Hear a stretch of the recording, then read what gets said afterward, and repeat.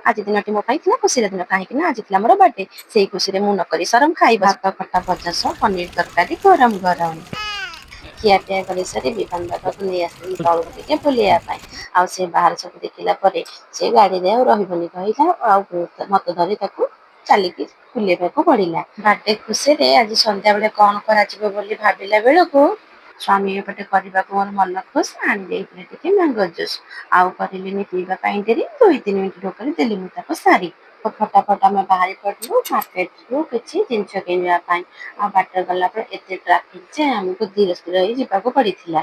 ଆଉ ବାଟରେ ଯିବା ସମୟରେ ଆଖିରେ ପଡ଼ିଯାଇଥିଲା ଫାଲୁଦା ସପ୍। ସେଠି ଟିକେ ଫାଲୁଦା ଟିକେ ପିଇ ଦେଇକିନି ବାହାରି ପଡ଼ିଲେ ଟିକେ ମୋ ସାଇଡରୁ କିଛି ଦୋକାନରୁ କୁର୍ତ୍ତି ଆଣିବା ପାଇଁ।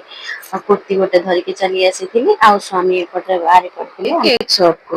ଆଉ କେକ୍ ସବୁ ଦେଖି ସାରିଲା ପରେ ସିଲେକ୍ଟ କରାଗଲା କୋଉ କେକ୍ ଆଣିବା ପାଇଁ। ଆଉ ଏପଟରେ ଆମେ ପୁଅ ମୁଁ ମିଶିକିନି 2 ଜଣ ଯାକ ମଜାମସ୍ତି କରିଦେଲୁ। ଆଉ ସେତିକି ସମୟ ଭିତରେ ସ୍ୱାମୀ ଏପଟରେ ଅର୍ଡର କରିଦେଇଥିଲେ କେକ୍। ଆଉ ସ୍ୱାମୀ ଏପଟେ ଆମକୁ ପଚାରି ନେଲେ କଣ ଖାଇବ ବୋଲି। ସେତିକି ସମୟ ଭିତରେ ପୁଅ ମୁଁ ମଜାମସ୍ତି ପରିଶ୍ରମ କରିବା ଭିତରେ କେତେବେଳେ ଆସି ଟାଇମ୍ ଘଣ୍ଟାଏ ବାଜି ଯାଇଥିଲା ଯେ ଆମକୁ କିଛି ଜଣା ପଡୁନଥିଲା। ଆଉ ଏତିକି ସମୟ ଭିତରେ ସ୍ୱାମୀ ଆଣି କଣ ଗୋଟେ ଚିକେନର ଗୋଟେ ଦେଇଥିଲେ କହିଲେ ଏଇଟା ଖାଅ ଟେଷ୍ଟ କର କେମିତି ଲାଗୁଛି। ଆଉ ମୁଁ କୋଉ ରହିବି ମୁଁ ତ ତାକୁ ଫଟାଫଟ କରି ଖାଇଦେଇ ଚାଲିଲି। ଆଉ ତାପରେ ସ୍ୱାମୀ ପହଞ୍ଚେଇଦେଲେ ସାଙ୍ଗେ ସାଙ୍ଗେ କେକ୍ ଆମର ରେଡି ହେଇଯାଇଥିଲା। ଆଉ ଆମେ ଚାଲି ଆସିଥିଲୁ ଘରକୁ। କେକ୍ କଟାକଟି କରି ମମି ମତେ ଖୁଆଇଦେଲେ ମୁଁ ବି ଫାଷ୍ଟ ତାଙ୍କୁ ଖୁଆଇ ଦେଇଥିଲି। ତାପରେ ସ୍ୱାମୀକୁ ଖୁଆଇ ଦେଇଥିଲି। ଆଉ ସେକେଣ୍ଡ ଟାଇମ୍ ଦେଖନ୍ତୁ କେମିତି ହସୁଛି ଏଇଥିପାଇଁ ହସୁଛି କି ମୁଁ ଅଲରେଡି ସ୍ୱାମୀଙ୍କର କେକ୍ ଖୁଆଇ ସାରିଥିଲି।